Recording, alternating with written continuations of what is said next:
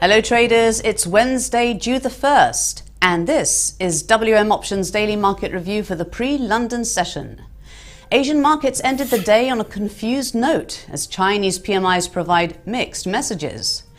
While the Shenzhen shows a definite drop from 49.4 to 49.2, the official National Bureau of Statistics shows purchasing manager activity level at an expansionary 50.1.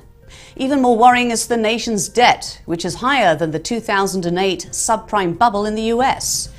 Aggressive lending on the part of Chinese banks and central lenders was meant to spur growth, but has so far failed, and the $709 billion lent during this year's first quarter alone has raised debt to 260% of GDP.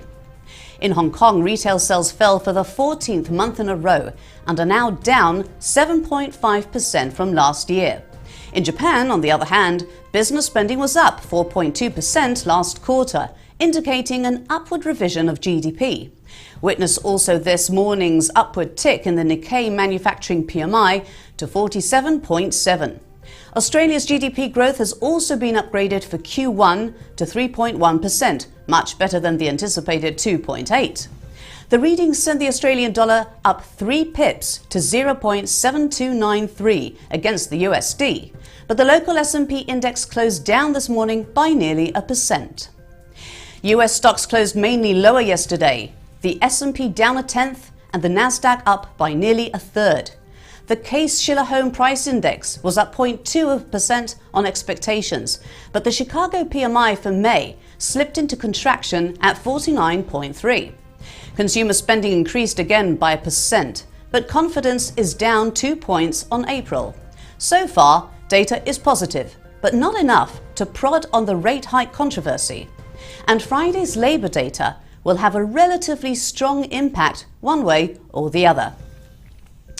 European data yesterday was also mixed, with retail sales in Germany quadrupling from March's 0.6% to 2.3% in April. Unemployment rose by 11k and another 0.2% in Italy, while that nation's inflation reports a 0.3% rise in consumer price readings. Nearly all European indexes were down by 0.64 for the FTSE to 0.91% for the Spanish IBEX 35.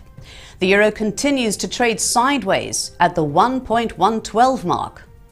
In commodities, gold continues to consolidate around the 1200 mark and oil crudes are steady on either side of the 49. Today's events will focus on market PMIs for France, Spain, Greece, the UK, Eurozone and the US. In between, expect consumer data from the UK at 8:30 a.m. GMT, the Fed's beige book on the US economy at 6 p.m. and the American Petroleum Institute's weekly oil reserves reading at 8:30. We'll be back later with our New York review. Until then, happy trading.